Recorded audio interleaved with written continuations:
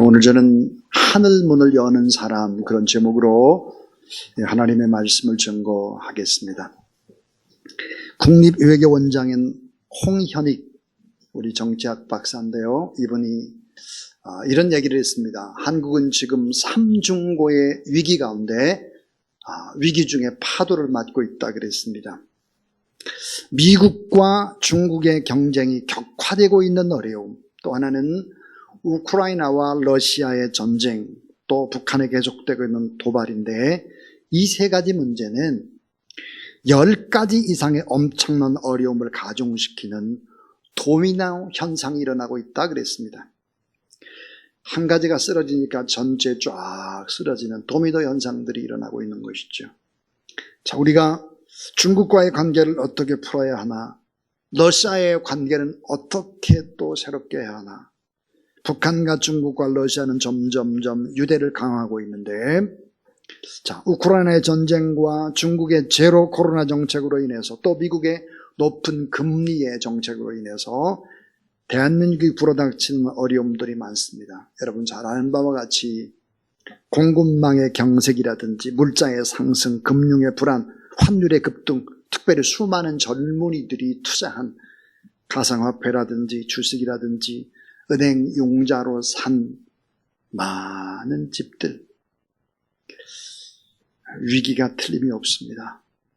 특별히 우리 젊은이들이 앞으로 나아갈 희망들이 점점점 없어지는, 주저앉고 있는 모습들을 보면 너무 마음이 아픕니다. 특별히 어떤 위기일까?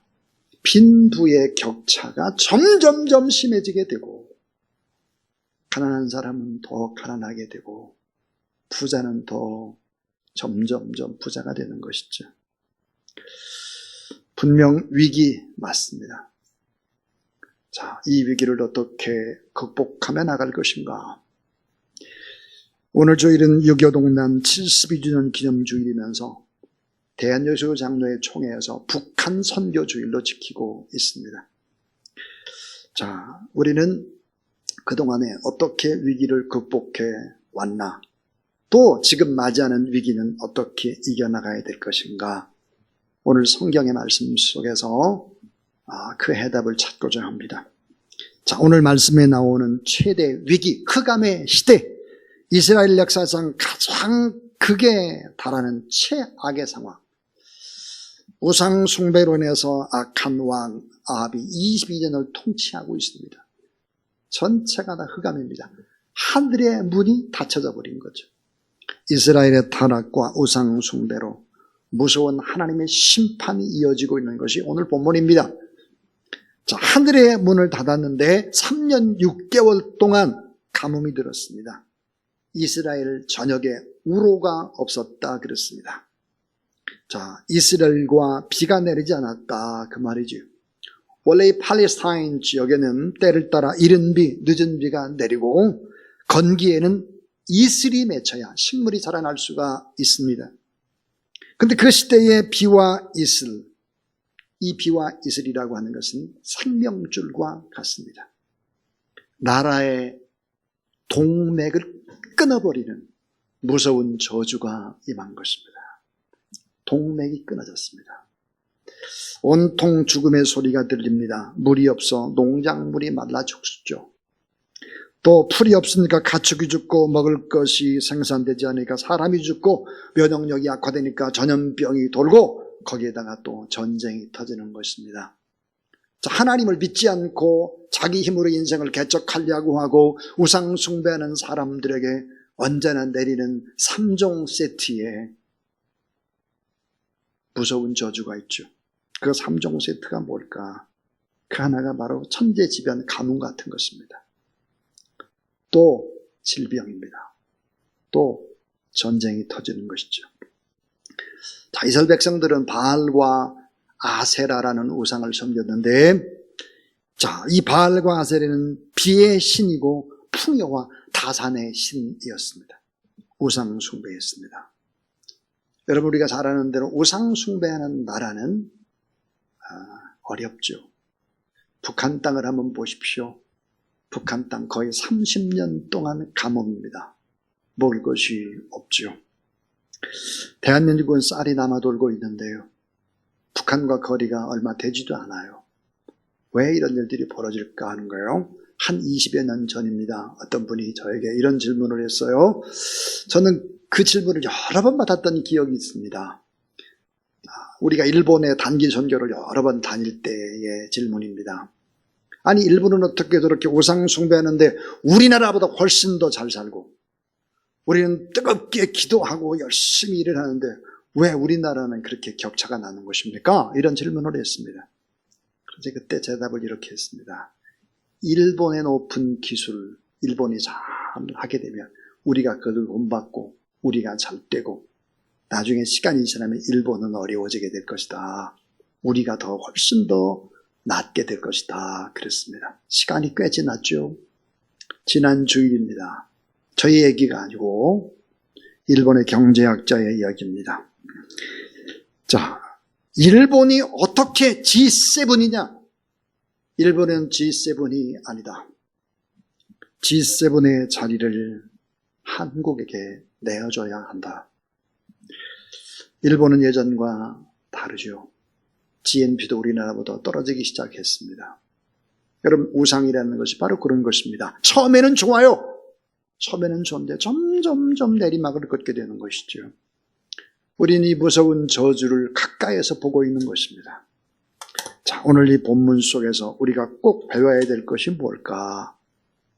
이런 최악의 시대, 이 최악의 시대, 성경에 나오는 최악의 시대, 아합 왕의 시대에 최고의 사람을 하나님이 준비시킨다 하는 것이 첫 번째 교훈입니다. 최악의 시대에도 최고의 사람을 준비시켜 주시는 하나님. 근데 하나님의 역사와 하나님의 섭리는 도대체 사람들이 잘 이해할 수가 없습니다. 하나님이 일하는 방법, 우리의 방법과 다르기 때문이죠. 자, 최고로 어두운 시대에 최고의 빛을 예비해 주시고 최고로 악한 아합왕의 시대에 최고의 선지자를 하나님이 준비시켜 주셨다. 선지자라는 뜻이 뭡니까? 하나님의 입이다, 그런 말이에요. 하나님의 입. 오늘 성경에 나오는 엘리야, 이 엘리야의 뜻이 뭘까? 여호와는 나의 하나님이란 뜻입니다. 여호와는 나의 하나님. 엘리야의 이름 자체가 신앙의 고백이죠. 자, 이스라엘 최악의 왕 아합 왕이 다스리는 시대에 하나님이 높이 준비한 선지자는 엘리야였습니다. 그런데 여러분이 엘리야의 출신이 뒷셉 사람입니다. 자, 뒷셉이라는 곳, 후미진 산골, 이름도 모르고 성도 모르는 곳입니다. 촌부의 아들입니다. 전혀 눈에 띄지 않아요. 예루살렘의 사람이 아니에요. 공부 많이 하고 부잣집, 감은 좋은 그런 사람이 아니었다 하는 것입니다. 하나님이 하시는 일입니다. 또 여러분, 최고의 왕 에집트의 파라오, 살아있는 태양신, 이 바로를 대적하기 위해서 하나님이 준비한 사람은 누구일까? 바로의 노예의 아들 모세, 포로, 종의 아들 노예 모세였습니다. 자, 철권 통치를 휘두르는 로마, 이 로마를 복음화하고 세계를 복음화하기 위해서 하나님이 준비하신 그 사람은, 자, 로마의 황제보다 더 힘 있는 황제가 아닙니다. 베들레헴 말구유의 핏덩어리, 작은 예수 그리스도였습니다. 갈릴리의 빈민촌의 목수의 아들, 갈릴리에 선한 일이 일어나겠나? 갈릴리 같은 촌동네에 빈민들이 우글거리고 소장농이 우글거리는 그 땅에 무슨 선지자가 일어나? 블레셋의 2m 60의 골리앗 백전노장과 대결을 벌여야 될 사람, 골리앗보다 더 힘 있는 장수가 아니라 하나님이 준비시킨 자는 물맷돌을 던지는 촌동네 10대 소년 다윗이었습니다. 구약성경 창세기 12장에 보니까 이스라엘 민족 전체를 구원해내고 축복의 조상으로 만들기 위해서 준비해 놓은 사람은 누구였을까? 우상 숭배, 우상을 만드는 데라, 될 대로 데라의 아들 아브람이었습니다. 아브람. 말이 안 돼요. 말이. 자, 여러분, 세계 복음화를 위해서 준비시킨 자는 누굴까요? 갈릴리의 무식한 어부들이었습니다. 더 나아가서 하나님을 믿는 사람들을 죽이고 교회를 불태웠던 미치광이 광인 사울을 선택했습니다. 여러분, 하나님의 방법이에요. 그러니까 우리는 나라와 민족, 무슨 대통령이 뭘 잘하고 국회의원들이 뭘 잘하고 그러면 이 나라의 민족이 잘 될 것이다, 그런 소리, 그런 생각을 해서도 안 됩니다. 하나님이 하시면 이런 숨겨놓은 기도하는 사람들을 통해서 하나님이 아름다운 역사를 이루어간다는 사실을 믿으시기를 바랍니다. 최악의 시대에도 최고의 사람은 하나님이 준비시켰는데, 두 번째로 이 최고의 사람은 누구였을까 하는 거예요. 그 최고의 사람은 기도자들이었습니다. 기도자를 준비시켰다 하는 거죠. 자, 기독교가 대한민국에 들어오기 이전에 우리는 우상을 섬기고 그렇게 살던 민족이었습니다. 삼천리 방방곡곡에 천하대장군 세워서 복을 빌고 달과 해와 별, 바위와 강가에서 명산 계곡마다 산신 조상신에게 복을 빌고 원운을 달래는 구슬을 하고 악대모를 하고 선앙당에 돌을 던지고 툭하면 정화수를 떠놓고 빌고 병에 안 걸리고 복받고 자녀들이 잘 된 이 일을 위해 저렇게 우상 숭배하며 살았습니다. 그러나 우리 역사는 어땠을까요? 만년 보릿고개를 면치 못했고 가난의 역사였습니다. 지도층의 끝없는 부정과 부패, 갈등의 역사였죠.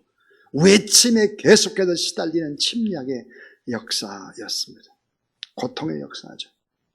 우리는 우리의 역사를 너무 잘 압니다. 이렇게 당하고도 아직도 우상에게 빌고 있는 사람들이 많습니다. 경제가 어려워질 때마다 무속신앙이 판을 치는 것이죠. 사주팔자를 보는 카페라든지 인터넷에 점을 보고 또 궁합 봐주는 유로 사이트가 늘어나고 있습니다. 최첨단 IT 산업을 하는데도 개업식에는 돼지머리 갖다 놓고 돼지 콧구멍에다 돈 넣고 그러고 있어요. 여러분, 이게 잘 안 되는 일입니다. 이러면 안 되는 거죠. 이러면 망하는 것입니다. 어떻게 망한다고 했습니까? 가난하게 될 것입니다. 질병 생겨나고 가뭄, 천재지변이 일어나게 될 것이고 전쟁 터진다. 이게 3종 세트라고 했습니다. 자, 이렇게 살면 안 되는 거죠. 자, 오늘 성경에 보니까 뒷셋 사람 엘리야는 누구였느냐? 기도하는 사람이었죠. 그런 갈멜산 꼭대기에서 하나님 앞에 간절히 기도합니다. 오늘 열왕기상 18장 42절 아합이 먹고 마시러 올라가니라 엘리야가 갈멜산 꼭대기에 올라가 땅에 꿇어엎드려 그의 얼굴을 무릎 사이에 놓고 그랬습니다. 자, 하나님의 약속은 반드시 기도라고 하는 그릇에 담아서 믿음이라는 손에 들려주는 것입니다. 엘리야의 기도에는 응답받는 원리가 숨겨져 있습니다. 엘리야. 자, 엘리야의 기도에는 우리가 꼭 이렇게 하면 반드시 하늘문이 열리고 응답받는다는 4가지의 원리. 그 첫 번째 원리는 약속의 말씀을 붙잡고 기도하는 것입니다. 약속의 말씀. 자, 열왕기 18장 1절에 보면 하나님의 약속을 엘리야가 받습니다. 내가 비를 지면에 내리리라. 이 말씀을 붙잡은 거예요. 하나님께서 약속하셨잖아요. 기도하면 비를 주신다고 반드시 약속했습니다. 요한복음 14장 14절 내 이름으로 무엇인지 내게 구하면 내가 행하리라. 자, 우리 잘 아는 대로 고린도서 1장 20절에 보니까 하나님의 약속은 얼마든지 그리스도 안에서 이해가 되니 그런즉 그런 말미암아 우리가 아멘하여 하나님께 영광을 돌리게 되느니라. 이런 얘기하는데 아멘을 안 하면 이게 큰일이에요. 아멘입니다. 아멘. 하나님의 말씀이 어때요? 선포되어지면 아멘 하면 내 것이 되는 거죠. 자, 말씀, 약속의 말씀을 붙잡고 기도하자. 성경 말씀을 붙잡고 기도하자. 자, 두 번째는요. 여러분, 삶의 방향이 결정이 되면 그 다음 중요한 것이 뭘까요? 태도입니다. 삶의 태도. 삶의 방향이 결정되면 그 다음 중요한 것은 태도. 여러분이 지금 예배드리는 태도, 기도하는 태도, 말씀을 받는 태도, 이 태도는 여러분의 미래를 결정하는 것이 되는 것입니다. 이 예배 시간에 여러분의 미래가 결정된다는 사실을 믿으시기를 바랍니다. 삶의 방향이 결정되면 그 다음 중요한 것은 태도입니다. 지금 꾸벅꾸벅 졸고 있다면 인생은 졸게 될 것이에요. 반드시 그래요, 반드시. 자, 겸손한 자세로 기도하라 그랬어요. 땅에 꿇어 엎드려 그 얼굴을 무릎 사이에 넣었다 그랬습니다. 자, 구약 학자들은 엘리야의 이 같은 기도의 모습을 이렇게 해석을 합니다. 자, 무릎 사이에 얼굴을 집어넣었습니다. 이것은 자신이 하나님 앞에 피조물입니다. 저의 주인은 하나님입니다. 이런 고백이라는 거예요. 죄인 때문에 고백이라는 거예요. 저는 죄인입니다. 제 능력으로는 할 수가 없어요. 죄인 때문에 고백. 또 하나는 항복의 고백이라는 항복. 저는 하나님의 도움이 없이는 살 수가 없어요. 저는 안 돼요. 저는 흙으로 돌아갈 수밖에 없는 연약한 존재. 무릎 꿇고 경배하며 기도하면서 하나님 도와주세요. 이렇게 기도하는 것입니다. 베드로전서 5장 5절에 보니까 하나님이 교만한 자를 대적하시고 따라하세요. 겸손한 자에게 은혜를 베푸신다. 우리의 태도가 겸손해야 합니다. 그래야 하나님의 은혜가 임하는 것이죠. 그 다음 또 하나의 기도의 자세가 뭘까? 너무 중요한 거죠.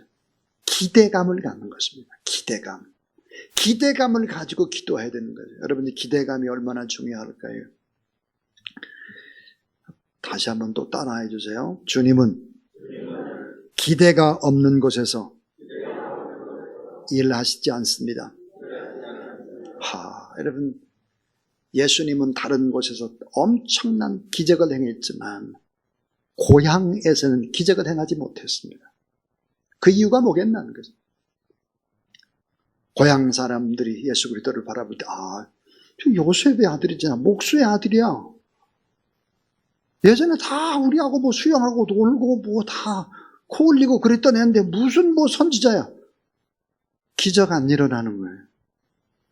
기대감이 없는데 어떻게 기적이 일어나요? 기도 제목이 없는데 오늘 하나님 앞에 예배드리면서 간절함과 기대로 하나님 앞에 말씀을 받고 아멘하고 그렇게 하지 않는데 어떻게 기적이 일어나나? 기적이 일어나지 않습니다. 엘리야는 비가 올 것을 기대하며 기도하죠. 자기 사원에게 바다 건너편 좀 바라봐라. 지중해를 좀 바라봐. 뭐가 있어? 없어요. 또 가. 몇 번 갔냐? 7번 갔어요. 7번 갔는데 보니까 조그마한 조각구름 하나가 떠올랐다는 거예요. 여러분, 조각구름 하나 떠올랐을 때 뭐라고 얘기를 하는가 하는 거예요. 뭐라고? 이렇게 얘기를 하고 있습니다. 44절에 7번째 이르러서 그가 말하되 바다에 사람의 손만한 작은 구름이 일어나나이다. 이르되 올라가서 아합에게 말하기를 비에 막히지 아니하도록 마차를 갖추고 내려가소서 하라 하니라. 뭐예요? 기대감입니다. 기대감. 하나님이 일을 하시겠구나. 기대감을 본 거예요. 큰 비의 소리를 듣는 것입니다. 엘리야의 기도 응답받는 원리가 또 하나 있죠. 그것은 뭘까요? 기도한 것을 반드시 들으신다고 하는 확신입니다. 확신.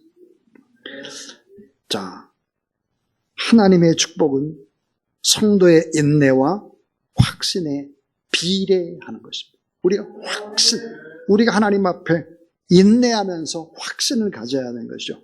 엘리야는 7번 기도한 후에 결국은 기적이 일어났죠. 6번까지는 기적이 일어나지 않았습니다. 가나안 땅 최초로 정복한 여리고성은 자, 성을 돌기 시작한 6째 날까지 기적은 일어나지 않았죠. 7번째 날 7바퀴를 돌고 난 다음에 성이 무너지는 것입니다. 자, 아람의 군대 장관 문둥병자 나만 장군은 엘리야의 지시를 따라서 6번까지 요단강에 몸을 씻어도 기적이 일어나지 않아요. 7번 요단강에 몸을 담갔을 때 기적이 일어났습니다. 중요한 것은 뭘까? 믿음의 확신, 그리고 인내하는 거예요.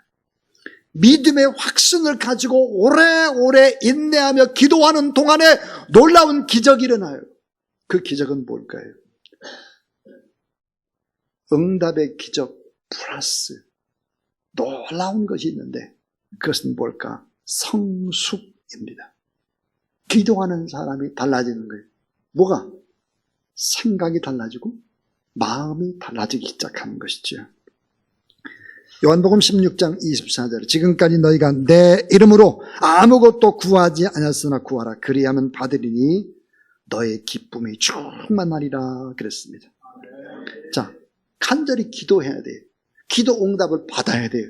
그래야 기쁨이 충만해지는 것입니다. 자, 예수 그리스도를 평생 믿는다고 해도 자, 간절히 기도하지 않고 기도 응답이 무엇인지 모르는 사람들의 특징, 기쁨이 없습니다. 기쁨이 없어요. 요한복음 14장 13절 너희가 내 이름으로 무엇을 구하든 내가 행하리니 이는 아버지로 하여금 아들로 말미암아 영광을 받으시게 하려 함이라 그랬어요. 자, 여러분 하나님 앞에 간절히 기도해서 응답을 받아야 돼요. 하나님 앞에 영광이 되는 거죠. 하나님의 임재가 임하게 되는 것이고 생명력이 있어진다. 신앙생활에 뭐예요? 힘이 있어지는 것입니다. 우리는 알아야 합니다. 자, 이제 마지막 3번째 이야기입니다. 이 3번째는 풍성한 축복의 응답입니다. 풍성한 축복의 응답. 이것만 주는 것이 아니라 거기에 보너스가 있습니다. 그 보너스는 뭘까? 기도하는 사람에게 하나님이 능력도 주시는 것입니다. 기도하는 사람에게 능력도 주시고 기도하는 사람에게 변화도 주신다는 거예요. 자, 오늘 45절 말씀을 보면 조금 후에 구름과 바람이 일어나서 하늘이 캄캄해지며 큰 비가 내리는지라 아비마 차를 타고 이스드엘로 가니 그랬습니다. 46절 여호와의 능력이 엘리야에게 임하매 그가 허리를 동이고 이스라엘로 들어가는 곳까지 앞에서 달려갔더라 그랬습니다.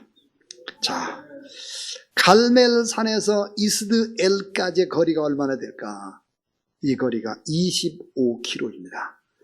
자, 25km를 달리는데 어떻게 달리느냐? 왕의 마차, 이 왕의 마차 앞에서 달렸습니다. 앞에서. 자, 우리 이런 상상을 한번 해보세요. 3년 6개월 동안 하늘의 문이 닫혔는데 비가 쫙쫙 내립니다. 아비마차를 타고 막 하는데 엘리야가 그 앞에서 비를 맞으며 막 달려가고 있습니다. 어떻게 달렸을까? 어떻게? 비를 맞으며 3년 6개월의 가뭄을 해결시켜 주신 하나님 앞에 감사하고 찬송하면서 뛰고 이렇게 말했을 것 같아요. 하나님이 다 하셨습니다. 하나님. 그리고 아합 왕 앞에서 달려가고 있는 모습을 생각해 보세요.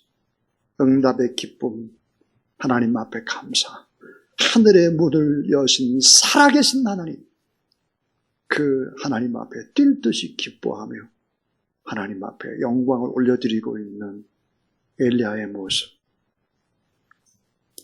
자, 우리는 갈멜산에서 2가지의 기적이 일어나는 것을 보았습니다. 2주 전에 우리 유정희 목사님께서 갈멜산상에서의 대결 1대 850, 정확히 말하면 1대 450이죠. 갈멜산에 불이 내리는 놀라운 이야기를 했다면 오늘은 비가 내립니다. 여러분, 불과 비는 무엇을 가리킬까요? 불이라고 하는 것은 하나님의 능력, 비라고 하는 것은 하나님의 축복입니다. 사랑하는 여러분, 기도하는 사람들에게는 하나님의 축복 플러스 하나님의 능력을 주신다는 사실을 믿으시기 바랍니다. 그 능력, 축복과 능력뿐만 아니라 변화가 있습니다. 변화. 마음과 생각을 하나님이 변화시켜 가는 것입니다. 여러분, 기적이라는 것은 속히 사라지죠. 그러나 마음의 변화, 생각의 변화는 일평생을 좌우하기 때문입니다. 자, 최악의 시대에도 최고의 사람을 하나님이 준비시켜 주셨다. 흑암의 시대에도 최고의 빛나는 사람이 반드시 있다. 사람들은 잘 모른다 하는 것입니다. 최고의 사람은 어떤 사람이었을까? 기도하는 사람이었다. 약속의 말씀 붙잡고 기도하고 겸손한 자세로 기도하고 기대감을 가지고 기도하고 기도한 것은 반드시 들으신다라고 하는 확신을 가지고 인내하며 기도하라. 그러면 풍성한 응답의 축복을 주실 뿐만 아니라 하나님께서 뭘 줄까? 보너스를 주시는데 능력과 함께 아름다운 인간의 변화, 성숙을 주신다 하는 것입니다. 기도에 관한 이야기 가운데 또 성경 말씀 가운데 참 많은 구절들이 떠오릅니다. 그러나 정말 꼭 붙잡고 싶은 진리의 말씀 하나를 꼽으라 그러면 저는 에베소 3장 20절을 꼽습니다. 에베소 3장 20절 따라하세요. 우리 가운데서 역사하시는 능력대로 우리가 구하거나 생각하는 모든 것에 더 넘치도록 능히 하시리에게. 자, 우리 가운데 역사하신 능력대로 우리가 구하거나, 여러분 입으로 구하는 것도 기도지만 생각하는 것도 기도라는 거예요. 생각. 하나님의 사람은 생각만 해도 기도가 될 수 있음을 믿으시기 바랍니다. 생각하는 모든 것에 더 넘치도록 능히 하시리에게 그랬어요.